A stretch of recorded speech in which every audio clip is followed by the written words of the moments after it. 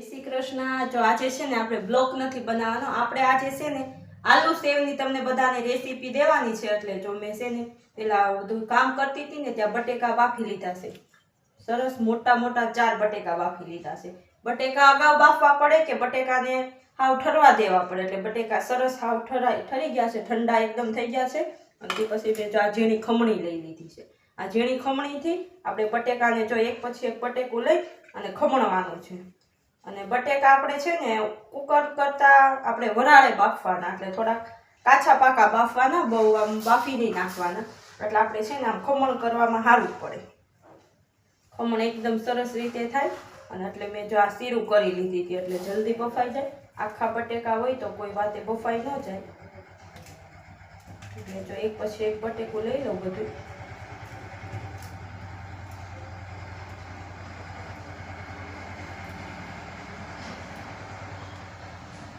ઝીણી ખમણી હોય ને એટલે ખમણતા કઈ વાર ન લાગે, એકદમ ખમણાઈ જાય। ખમણવું એટલે પડે કે આપણે છે ને કંચામાં ઝીણી છકરી હોય ને એટલે કે અટવાઈ નહીં, ઓલું આપણે હાથું એ ચૂંદો કરીને તો એ પછી ગાંઠું ગાંઠું થઈ જાય ને હંચામાં અટવાઈ જાય। અને આ ખમણું હોય ને તો હંચામાં અટવાય નહીં, એટલે આપણે એક એક સીલ લઈ અને એટલી મહેનત કરીને આપણે બધા જ બટેકા ખમણવા પડે।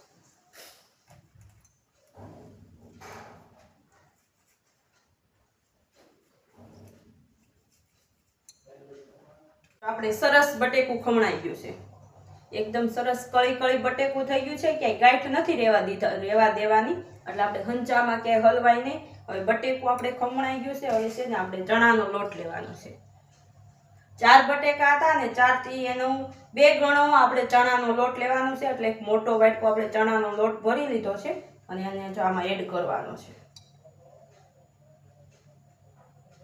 આપણે જોતા મુજબ નાખવાનો લોટ,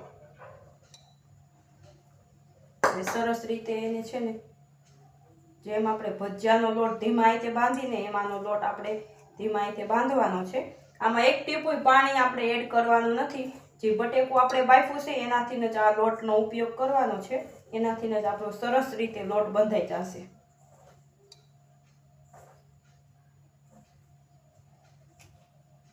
જો અડધો મેં મિક્સ કરી દીધો છે। હવે ત્યારબાદ આપણે છે ને થોડીક હળદર લઈ લેવાની, એનાથી સેવનો કલર સરસ પીળો આવે। જો અડધી ચમચી હળદર લઈ લીધી છે। હવે આપણે સ્વાદ અનુસાર મીઠું લેવાનું છે, ઝીણું મીઠું, સિંધવ મીઠું હોય તો સિંધવ મીઠુંનો જ પહેલા ઉપયોગ કરવાનો। મેં સરસ રીતે સ્વાદ અનુસાર મીઠું લઈ લીધું છે। ત્યારબાદ આમાં ફુદીનો છે, આદુ છે અને જલજીરા છે, આ ત્રણેયની મેં પેસ્ટ તૈયાર કરી છે। સરસ ખાટું મીઠું લાગે કે ને એટલે જલજીરા તો તમારે ખાસ ઉપયોગ કરવાની આલુ સેવમાં, એટલે હવે જો હું આ પેસ્ટને આમાં એડ કરી દઉં।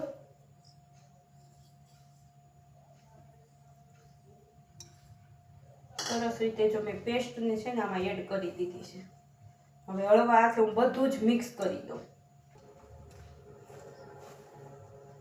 જો આમાં બટેકાનો ભાગ આવે ને એટલે આ લોટ થોડોક છે ને ચીકણો થાય, અને આમાં તમે ચણાના લોટની હારે તમે ચોખાના લોટનો પણ ઉપયોગ કરી શકો।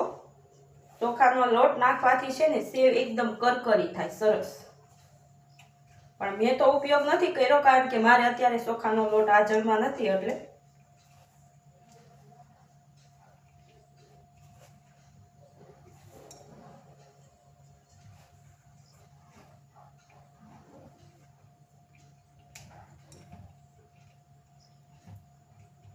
જો સરસ આપણો લોટ જેવો રોટલીનો લોટ બાંધીને એવો લોટ બંધાય, બટેકાનો ભાગ હોય એટલે આપણે એક ટીપું પાણી એડ કર્યું નહોતું।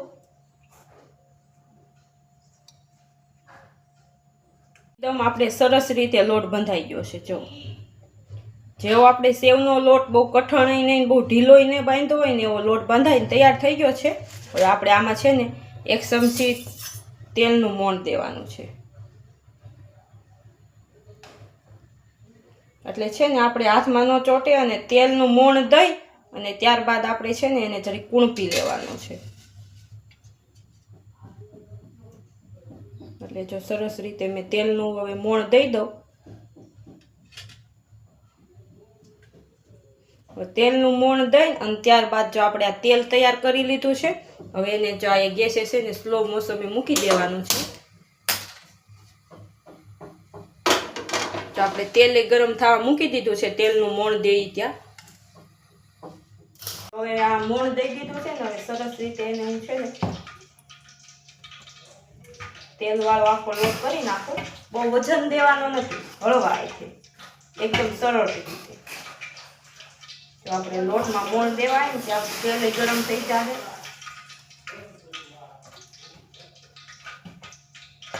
તો આખામાં લોટ થાય ને એ રીતે આપણે તેલનો ઉપયોગ કરવાનો છે.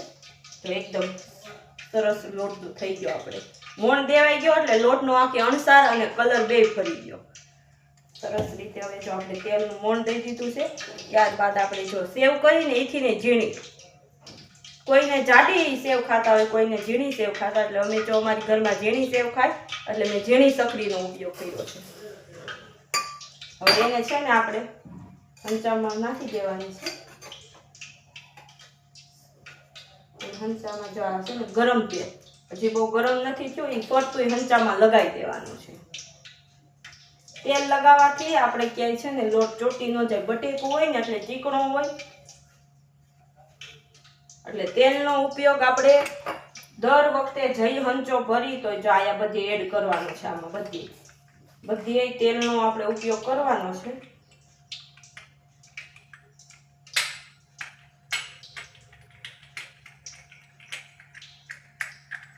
તો આપણું તેલ ગરમ થાય ને ત્યાં આપણે છે ને હંચામાં લોટ ભરી અને આપણે કમ્પ્લીટ કરી દઈએ.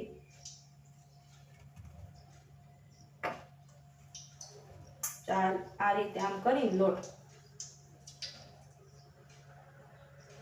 ચકરી અંદર હરખી ફિટ થાય એનું ધ્યાન રાખવાનું, કારણ કે નકર નીચેથી ચકરી હરખી ન હોય તો પછી સેવનો આપણો આખો શેપ વિખાઈ જાય.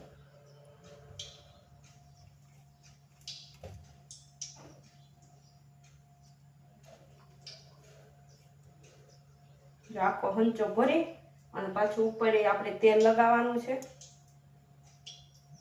આ રીતનું આમ ફિનિશિંગ બેહારી દેવાનું છે, એટલે ક્યાંય હવા છે ને પ્રેશર ન થાય. જો અહીંયાથી ફિનિશિંગ કરો છો ને તો અહીંયાથી નીકળી જાય છે સેવ. એ રીતનું આપણે ફિનિશિંગ કરવાનું છે. હવે સરસ રીતે હંચાને બંધ કરી દેવાનું.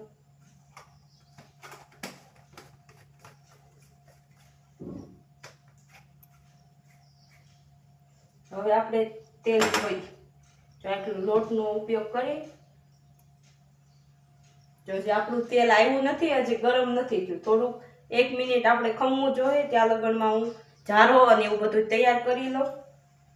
હવે આપણે છે ને તેલ આવી ગયું છે અને હવે આપણે છે ને સેવ આપણે જેવા સેવના ગુચડા મોટા કરવા ને એવડું ગુચડું નથી કરવાનું, કારણ કે આમાં બટેકું હોય ને એટલે સેવ કરતા અને 15 સેકન્ડ વધારે સડવા દેવું પડે, કારણ કે બટેકું હોય એટલે ઢીલી સેવ રહે. આપણે ઢીલી નથી બનાવવાની, આપણે કરકરી સેવ બનાવવાની છે.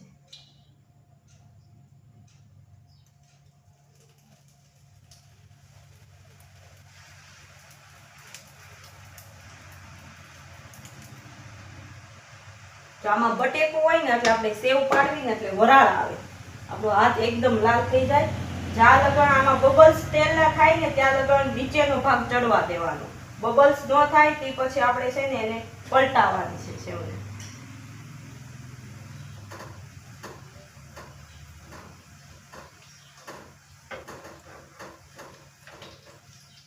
આપણો એક ભાગ ચડી તૈયાર થઈ ગયો, બીજો ભાગ બને છે. સરસ રીતે આપણી સેવ બને છે. એકદમ બજારમાં મળે એવી સેવ આપણી બનીને તૈયાર થાય. હજી બબલ્સ થાય છે, જો તેલના બબલ્સ બંધ થાય પછી આપણે એને પલટાવવાની છે.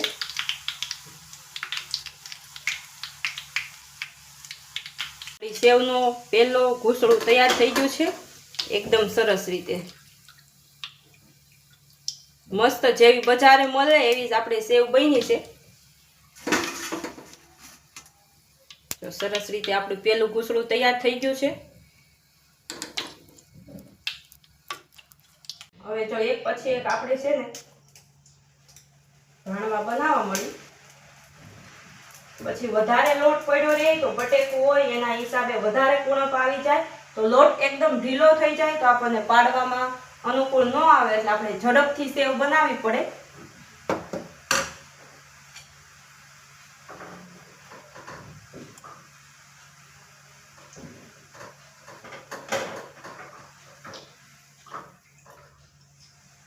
તો એક બાજુનો ભાગ ચડી ગયો છે, બીજી બાજુનો ભાગ ચડે છે. અને આ જો તમને કોઈને આલુ સેવ આવડતી હોય અને તમારી રીતથી તમે લોકો કેમ બનાવો છો એ તમે મને જરૂર મીઠી કોમેન્ટ કરજો. અને આમાં કઈ ફેરફાર કરવાનો હોય તોય તમે મને મીઠી જરૂર કોમેન્ટ કરજો.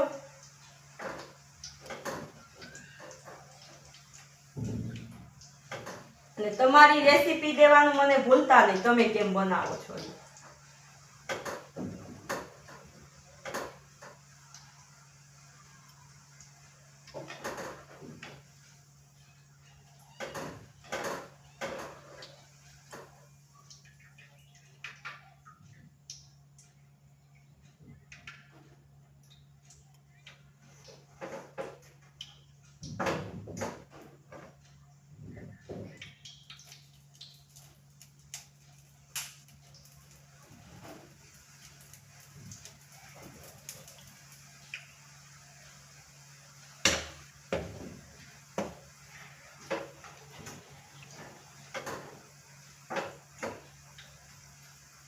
પેલા હંચાનું આટલી સેવ પડી તૈયાર થઈ ગયો. હવે જો આપણે બીજો હંચો ભરી લીધો છે ને, હવે આપણે આટલો મેંદો રહ્યો છે.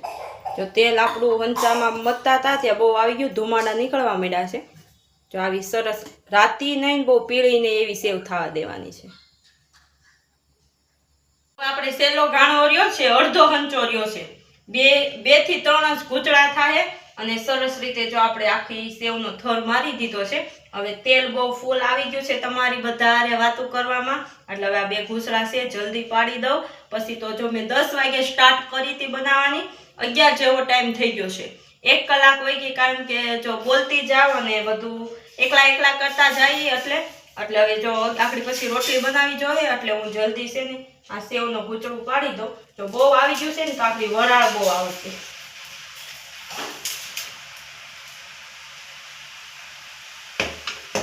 જો એકદમ રીતે આપણી આલુ સેવ તૈયાર થઈ ગઈ છે. અને મારી રેસીપી તમને કેવી લાગી તમે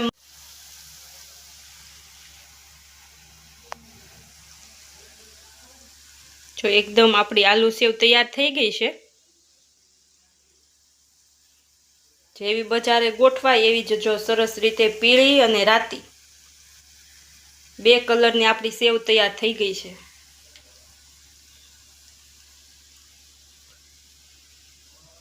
તમને મારો વિડીયો ગમ્યો હોય તો લાઈક કરજો, શેર કરજો અને સબસ્ક્રાઇબ કરજો. આવજો બધાય. જય શ્રી